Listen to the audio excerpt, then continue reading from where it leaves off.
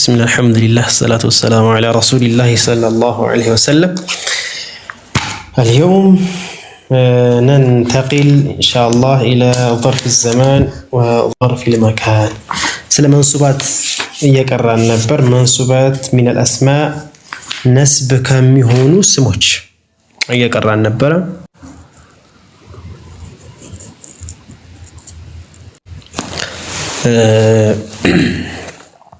ከነዛ ውስጥ መፍዑል ቢሂ አይተናል። መፍዑል ሙጥለቅ አየን። ሌላኛው ሶስተኛውና አራተኛው ደግሞ ظرف الزمان وظرف المكان ነው ማለት ነው። طيب ስለዚህ ظرف المكان وظرف الزمان ሁለቱም ያው አንድ ላይ የመጣበት ምክንያት መፍዑል ምንድን ተብሎ ይጠራሉ? መፍዑል ፊሂ ተብለው ይጠራሉ። ድርጊት በእነሱ ውስጥ ስለሚደረግ ማለት ነው። ያ ድርጊት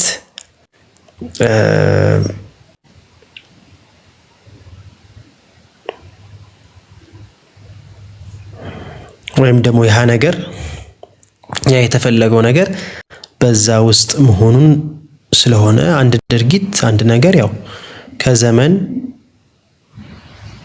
ከመካን አያገልም። ከዛ አንፃር ያ የሚደረገው ድርጊት ያው ዘማን ውስጥ ነው የሚሆነው ወይ መካን ውስጥ ነው የሚሆነው ማለት ነው። ዛሂረን በመናየው ማለት ነው እኛ በቋንቋ ደረጃ ከምንገልጸው ማለት ነው። طيب قال المصنف رحمه الله باب ظرف الزمان وظرف المكان ስለ ظرف الزمان እና ስለ ظرف مكان የሚያወራ ነው። ከዛ ወደ ሸርህ ደግሞ እንገባለን። ظرف الزمان ظرف زمان የምንለው እንግዲህ ሁለቱም ظرف زمان ሁለቱም ظرف زمان መካንም ظرف ናቸው። ሁለቱም መንሱባት ውስጥ የሚካተቱ ናቸው። ለእያንዳንዱ ለየብቻ ደግሞ ሊያመጣልን ነው ማለት ነው።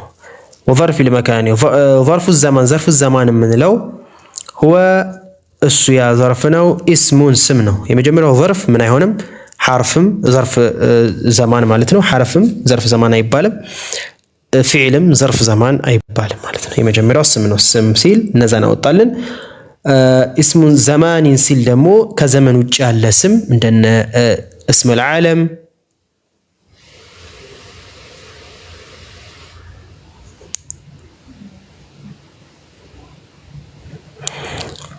اسم زمان ሲባል ምን ወጣልን ማለት ነው? እነ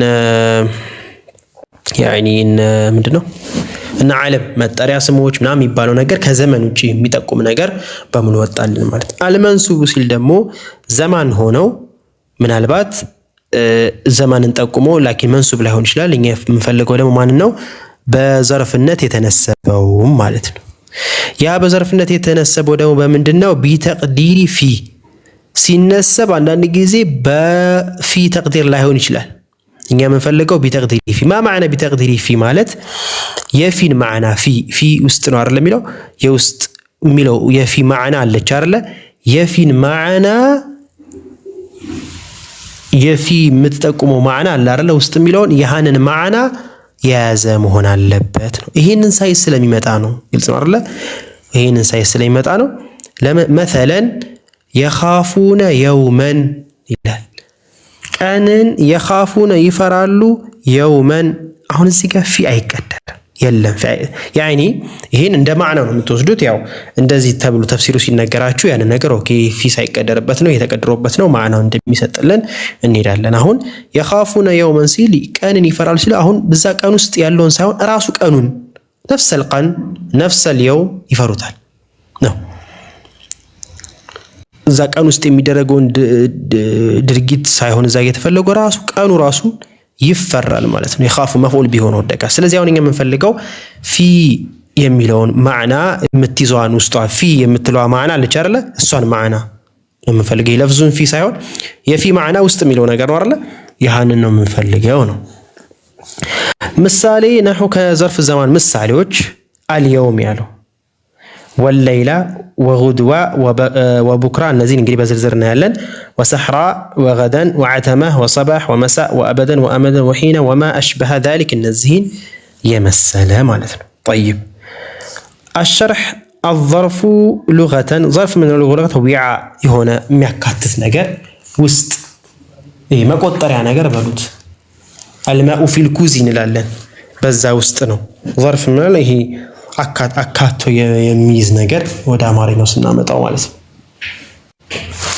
እንደዛ ብለን እንጠራዋለን አሁን በስጢላህ ስንፈልገው ظرف ብሎ ማለት ينقسم الى قسمين ظرف زمان وظرف المكان هنا يتنوال فظرف الزمان ምንለው تعريفه هو اسم الزمان ስም ነው ዘማንን የሚጠቁሙ አልመንሱብ መንሱብ የሆነ ነው መንሱብ ሲሆን ደግሞ በመፍዑል ቢሂ በሌላ ሳይሆን ቢተቅዲሪ ፊ አርገን በዘርፍያነት የተነሰበ ቢተቅዲሪ ፊ ማለት የቺ ፊ ውስጥ የሚለውን ማዕና ይሃ ዘመኑ ወይም ያ የጠቀስነው ቃል ይይዝልናል ማለት ነው ይሄ እንደ ሙብተዲ ምናልባት ትንሽ ክሪ ሊላችሁ ይችላል ላበስ ሐሳቡን ከተረዳችሁ ይበቃል ሚሳሉሁ ጂእቱ اليوم መጣሁኝ اليوم ስንል بمعنى እቺ اليوم ስንል ይሄ يوم የሚለው ቃል يعني በዛ ቀን ውስጥ ማለት ነው በዚህ اليوم በቀን ውስጥ መጣው ድርጊቱ የተፈጸመው በዛ ቀን ውስጥ ነው ማለት ነው ይሄንን ማዕና ይይዝልናል ማለት ነው فاليوم ظرف زمان منصوب ነው وهو إهم يدل على الزمان يبقى زمن يتقومان الذي وقع فيه المجيء ممتات يميبالون مجيء مالت ممتات يميبال مصدرنا وهو يدل يتقومان له يوم يالو على الزمان بزمان لاي الذي هزمان دمو وقع ويدكبت هنا فيه بسوست المجيء مجيء ممتات يميبالون نجرة بزا زمان است ودقوها مالتنا ومثل اليوم اندالو ليلة وغدوة وبتمة وصباحا ومساء يالوم النزيه يهادرجيت بالنزيه است يودك أنا ويم يانن درجيت يمسلا للاك على مالتنا وأبدا وأمدا وحينا يالو ومنه قوله تعالى سيعلمون غدا سيل مالت الشي يا الشي وقوله وسبحوه بكرة وأصيلا سيل مالت ይሄን ድርጊት የሚባለውን ነገር غدن ላይ በዛ በغدن ውስጥ በቡክራተን ውስጥ በአሲለን ውስጥ ተከናውኗል ማለት ነው ወለን የተመነውሁ አበደን ሲል እንደዚሁ ማለት ነው አሁን እያንዳንዳችሁን ማዕናም ካስፈለገ እናያለን فظرف الزمان عبارة ظرف زمان ማለት عبارة عن الليالي والأيام ሌሎች ቀናቶች የሚጠቁም ነው ظرف زمان ምንለው ዘመን ስንል ያው ሌይል አያም ቀናቶች ሌሎች ሁሉንም ይከታል እንደየ ቃላቶቹ ደግሞ ይለያያሉ ማለት وما أشبه ذلك من أسماء الزمان نحو السنة والشهر والدهر ያለው ይመስል ይሄ እንግዲህ ከመትኑ እና ከሸርሁ የምናገኘው ፋይዳ ነው እኛ ደግሞ ወደ ቀጣዩ ፋይዳ እንሄዳለን እንግዲህ እያንዳንዱ የራሳቸው የሆነ ማዕና አለ ከስርም እዚህ ጋር اليوم ያለው من طلوع الفجر الى غروب الشمس الليله ያለው ደግሞ من غروب الشمس ብሎ አስቀምጡልታል ይሄንን እዩት ያው ማዕናቸው ማለት ነው እዚህ ጋር የሚከብድ ነገር ያለ አይመስለኝም ቡክራ ያለው اول النهار ሰህራ ያለው هو اخر الليل ሰሐራን ያለው اخر الليل قبيل الفجر ማለት ነው قبيل الفجر ማለት ከፈጅር በፊት ማለት قبيل ማለት በጣም ቀረብ ብሎ ማለት ነው ከምን اخر الليل ጀምሮ እስከ قبيل الفجر غدا ያለው ደግሞ አንተ ካለህበት ቀን اسم اليوم الذي بعد يومك الذي انت فيه እኛ ካለንበት ቀን ነገ غد ይባላል ማለት ነው በነገ ውስጥ ማለት ነው طيب እሺ وعتما ያለው ደግሞ فيه ثلث الليل الاول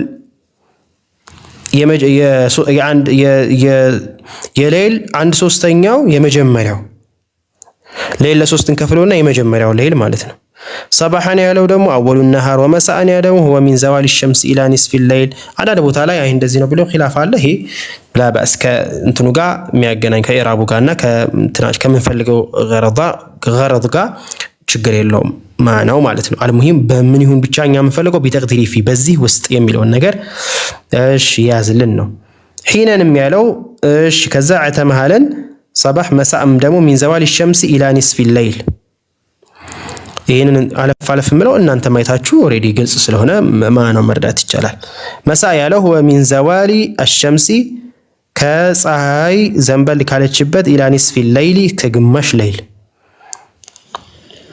مساء ያለው صباح ደግሞ هو أول النهار ነው أبدا እና أمدا كل منهما اسم للزمان المستقبل أبدا ለወደፊት ላለው ነገር ቀን ለሊትም ይሁን ቀን በሙሉ አበዳ ይባላል አመደንም ያው ነው وحينا ያለው ደግሞ اسم لزمان المبهم لما يتاوق ቀን مستقبلም ይሁን ምን حين ولا تحين مناص ጊዜ ማለት ነው حين ማለት حين ማለት ولا تحين مناص أي وليس الحين وليس حين حين مناص ጊዜው የመሸሻ ጊዜ አይደለም ይላል يعني ጊዜው ማለት አሁን ያልተገደበ ማለት ሙብሃም ነው የማይታወቅ ማለት ነው طيب ይሄ ከማዕና አንፃር ነው ግልጽ ነው አይደል ይሄ ከማዕና አንፃር በእንደዚህ መልኩ ያስቀምጣል ሌሎችም ዘማኖች ይኖራሉ ቀደም እንደቃሰነ والشهر والدهر ያለው ዘመኖች ይኖራሉ እነዛ ግን አሁን ምን ሆነ አለበት ቢተቅዲሪ ፊ መሆን አለበት ማለት ነው ግልጽ ነው አይደል يعني دهر ما زمن ነው እንጂ ሀገር ከየት መጣ ዳር ነው ሀገር ዳር ወደፊት ዳር ስም ዳር ካልክ ምናልባት እሺ አሁን ዘመንን ينقسم الى قسمين الظرف زمان ايش الزمان ينقسم الى قسمين يعني ما هذا القسم مبهم ومختص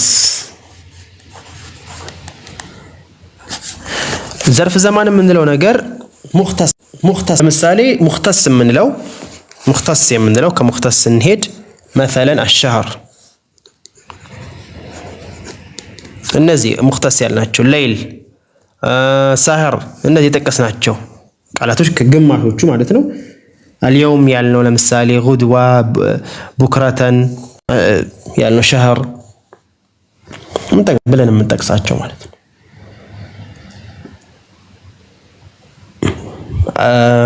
اليوم عام اسبوع سنة ليلة غدوة بكرة سحرة ብለን የምንጠቅሳቸው ምን ይባላሉ مختص ይባላል يعني ገደባሉ ለምሳሌ غدوة ስንል ይታወ من طلوع الفجر ምናምን ይያልን ያለ ኻስ ያደረግነው ማለት ነው ይሄ ምን ይባላል مختص ይባላል ማለት ነው طيب مبهم ደግሞ ከሆነ مبهم ማለት ቀኑ ከዚህ እስከዚህ ያልተባለለት እንደነ አበዳ አመዳ ሒነን ያለው ቃላቶች ወቅት ሒን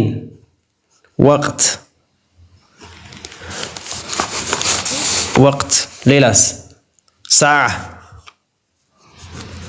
ሰዓ ሲባል የሰዓ ደቂቃ ይሄ እኛ የምናውቀው ሰዓ ሳይሆን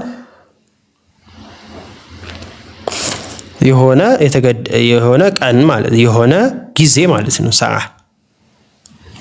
ያ ጊዜው ትንሽ ኮል ይችላል ግን ይሄ በዚህና በዚህ ቀን የምትሉት ነገር አይደለም ማለት ነው طيب እነዚህ ምን ይባላል ሙብሃም ይባላል ስለዚህ ሁለቱም ምንድናቸው ማለት ነው ظرف ዘማናቸው ሁለቱም بمعنى في ከመጡ ማለት የፊ ማዕና ምንድነው ظرف ውስጥ የሚለው ቃል ውስጥ የሚለው ማዕናውን የተፈለገው ነው እዚህ ጋር የዚህ የፊ ማዕና ውስጥ የሚል ስለሆነ የዚህ ማዕና ይዘው ከመጡ ለምሳሌ ቀደም እንደገለጽናቸው ቃላቶች ማለት ነው ወይ ምሳሌዎች ማለት ነው እንደነሱ ሆነው ከመጡ ምን እንላቸዋለን ማለት ነው منصوب على الظرفية እንለዋለን ማለት ነው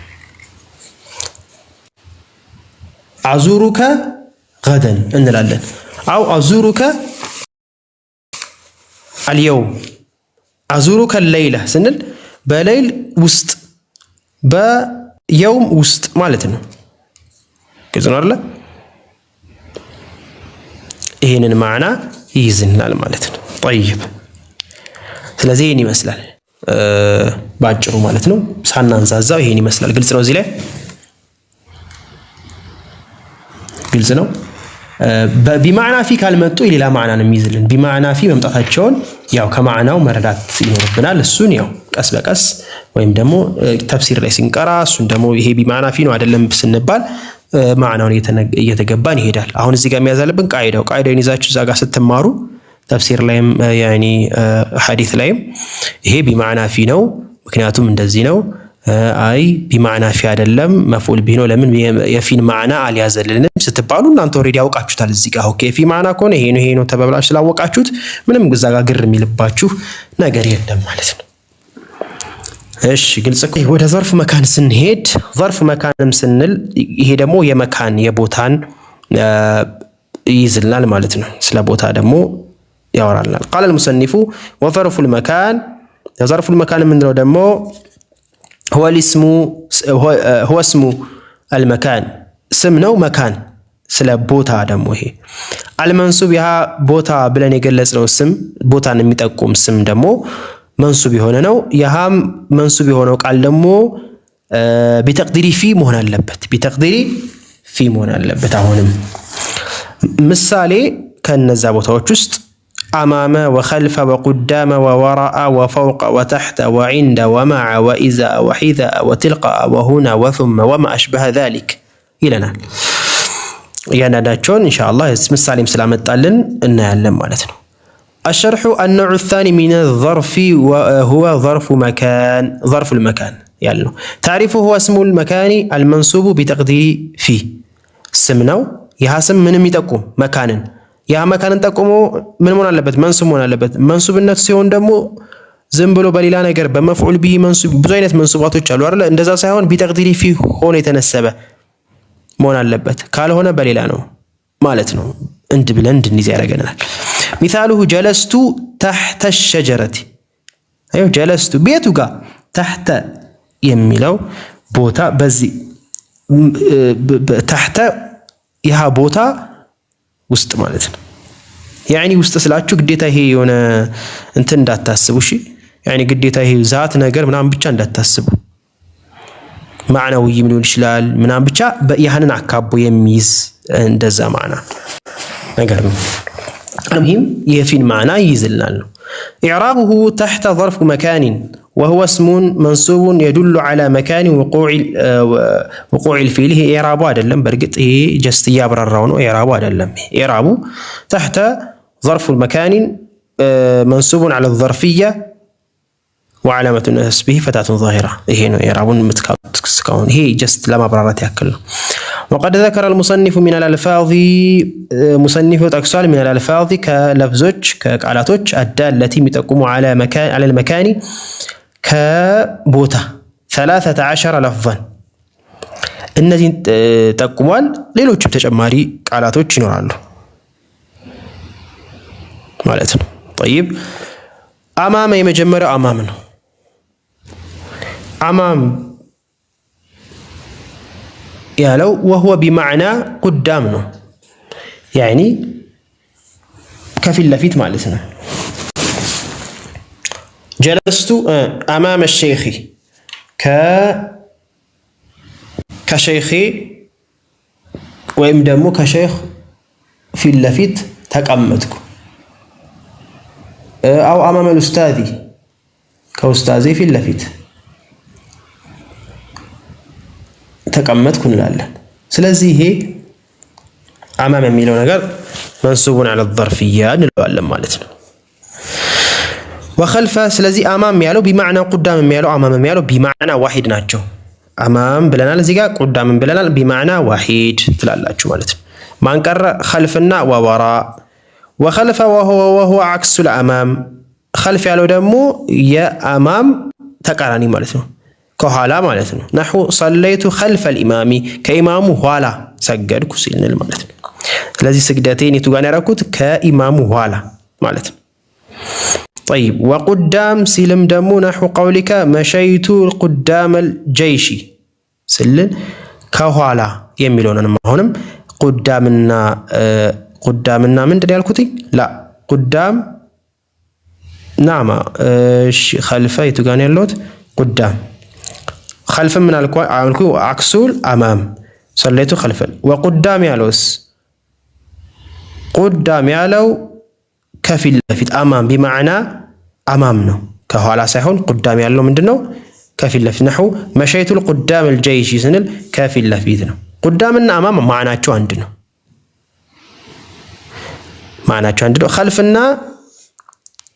خلفና ወራእ ደግሞ እንደገና ማዕናቸው አንድ ነው። ወወራእ አለና ቢማዕና ኸልፍ አያችሁት ቢማዕና ኸልፍ ኸልፍም ወራእም አንድ ነው አማምም ቁዳምም አንድ ነው ማለት ነው።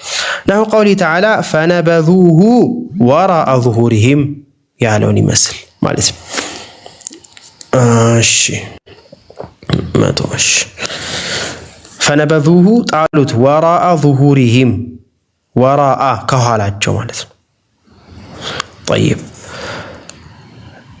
ስለዚህ ወራአ ያለው ከኋላ የሚለውን ነገር ይጠቁመናል። ፈውቀ ያለው ደግሞ ከላይ ሙጥለቀን ከላይ የሚለውን ነገር ይጠቁመናል። እስሙን ስም ነው ሊመካን ልዓሊ ከፍ ላለ ቦታ ወደ ከፍ ላለ ቦታ ለምሳሌ ወሁወ ልቃሂሩ እሱ ቃሂር ነው ፈውቀ ዒባዲሂ ከባሮቹ በላይ ነው ይለናል አላህ ሱብሓነሁ ወተዓላ ሲገልጽልን ማለት ነው። እሺ ወተሕተ ተሕተ የሚለውን ቃል እስሙን ስም ነው ሊመካን ሳፊሊ ታች ላለ ዩባይዑነከ ተሕተ ሸጀረቲ ከሸጀራው ታች ማለት ነው። እሺ ይሄም መንሱቡን ዐለ ዘርፊያ ዒንደ ያለውም እንደዛው ወዒንደ እስሙን ሊመካኒን እስሙን ሊማ ቀሩበ ሚነል መካን ይሄ ዒንደ ያለው በርግጥ እሺ በመሃል ዳታ ሊዘጋ ይችላል ቶሎ ታሳውቁኛላችሁ ቴሌግራም ላይ መልሼ እንትን አስተካክለዋለሁ ማለት ነው። ወዒንደ ዒንደም ያለው እስሙን ስም ነው ሊማ ቀሩበ ሚነል መካን አሁን ዒንደ ያለው እንደየ ኢዳፋው ነው። ዒንደ ዘማንም ሆኖ ሊመጣ ይችላል መካንም ዒንደከ ካልኩ ለምሳሌ መካን ሆነ። እሺ ዒንደ ብዬ የዘማን ጋር የሚጠቁም ቃል ካመጣው ደግሞ ዘማንም ሊሆን ይችላል ችግር የለውም እሱ አልሙሂም እንደ ማዕናው መንሱቡን ዐለ ዘርፊያ ዘማንያው መካንያ ትሉታላችሁ ችግር የለውም። እሺ ነሑ ቀውሊ ተዓላ ፈዝኩሩ ላህ ዒንደል መሽዓሪል ሐራም አሁን እዚህ ጋር ለዘመን ለመካን ሆነ ቦታውም የመካን ስለሆነ ማለት ነው። ስለዚህ ዒንደ በዚህ መልኩ ይመጣል። ዒንደ ሶስት አቀራር አላት። ዒንደ ዐንደ ዑንደም ትላላችሁ ዑንደከ ማለት ትችላላችሁ ማለት ነው። ዑንደከ ጂዕቱ ዑንደከ አው ጂዕቱ ዐንደከ ጂዕቱ ዒንደከ በሶስቱም ይቻላል።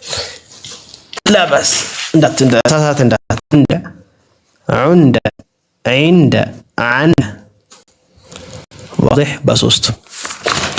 እሺ እስሙን ሌላ ወመዓ መዓም ሲባል ደግሞ እስሙን እዚህ ጋር ጠቀሳት እስሙን ሊመካኒል ሙሳሐባ ስም ነው ሊመካን ለቦታ ሙሳሐባ አንድ ላይ የምንጋራው ቦታ ማለት ነው። ተጋርተንም የሚሆንበት ቦታ ማለት ነው። ለምሳሌ ነሑ ቀውሊ ተዓላ አርሲልሁ ላከው መዓና ከኛ ጋር የሃ መላክ ምንድነው የሚሄድበት ቦታ አንድ ላይ ነው ማለት ነው። ይሄ ቦታው ሲሄድ አርሲልሁ ላከው የሚሆን ምንም ይሁን አድርጊቱ ሙሳሐባን አሲዞ በቦታ አንድ አይነት ሲሆን ማለት ነው። ወኢዛአ ሲል አይ ሙቃቢል ኢዛአ ያለው ትልቃአ ያለው ወሁን ኢዛአ ያለው ሒዛአም ያለው ትልቃአም ያለው ቃል ከፊት ለፊት የሚለውን ማዕና ይዝናል። ሶስቱም ሙቃቢል የሚሆነ ማለት ነው። ነሑ ቀውሊከ ወቀፍቱ ኢዛአል መክተበቲ ከመክተባው ፊት ለፊት ቆምኩኝ ወሒዛአ ቢማዕና ቀሪበን ወነሑ ጀለስቱ ሒዛአል መስጂዲ እዚህ ጋር ቀሪበን ብሎታል። አልሙሂም ሶስቱም ማዕና አንድ ነው። ሒዛአል መስጂድ ከመስጂዱ ፊት ለፊት ተቀመጥኩ ወትልቃአ አሁን ከፊት ለፊት ሙቃቢል ነሑ ቀውሊ ተዓላ ወለማ ሒነ ተወጀሃ በተቅጣጨ ጊዜ ትልቃአ መድየነ ከመድየን ፊት ለፊት በተቅጣጨ ጊዜ ማለት ነው። ይሄ ከፊት ለፊት የሚለውን ማዕና ያሲል ወደፊት ይሄ ምንድን ነው አማም የሚለውን ማዕና ማለት ነው። ፊት ለፊት የሚለውን ማዕና ይዝና ማለት ነው። ምን እንለው ትልቃአ ሒዛአ ኢዛአ ያለው ማለት ነው። ሁና ያለው ደግሞ ይሄ ሁና ኢስሙል ኢሻራ ነው። ኢስሙል ኢሻራነቱን ይዞ እንደገና ምን አለው መካነን ቀሪብ አለው። ሁናከ ትንሽ በዒድ ይሆናል። ሁና ካልኩኝ ግን አሁን ሁና ካልኩኝ ኢስሙል ኢሻራ ነው። ላኪን ለምንድነው ለቦታ ቦታ እዛ ጋ ማለት ነው። ቀረብ ግን ላለው ነው። ነሑ ቀውሊከ ሌላው ደግሞ ጀለስቱ ይሄው ስለዚህ ሁና ጀለስቱ ሁና እዛች ጋር ተቀመጥኩ ቀረብ ያለው ቦታ ላይ ማለት ነው። ኢጅሊስ ሁና እዚህ ጋር ተቀመጥ እዛ ጋር ራቅ ይላል ከዛ ጋር እዚህ ጋር እንደማለት ነው። طيب እሺ ወثم ሲል ደግሞ اسم ኢሻራ ነው። አሁንም ልክ እንደዚህ ثم ማለት እዛ ጋር ማለት ነው። لمكان البعيد ይሄ بعيد ላለው እዛ ጋር ማለት ነው። ለምሳሌ تقول جلست ثم ካልክ ማለት ነው እዛ ጋር ተቀመጥኩ ማለት ነው። اجلس ثم እዛ ጋር ተቀመጥ ማለት ነው። አይ ሁናከ ካፍን ካመጣው بمعنى ثم ነው። ካፍ ከሌለሽ ግን ቀረብ ያለ ቦታ ሁና ካልኩኝ اجلس ሁና እዚህ ጋር ተቀመጥ ማለት ነው።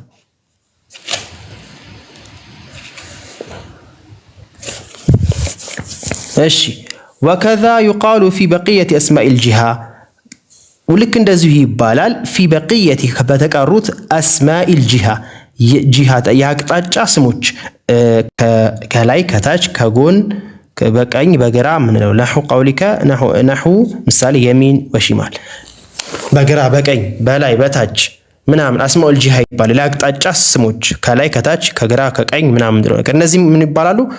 ظرف መካን ይባላሉ ማለት ነው።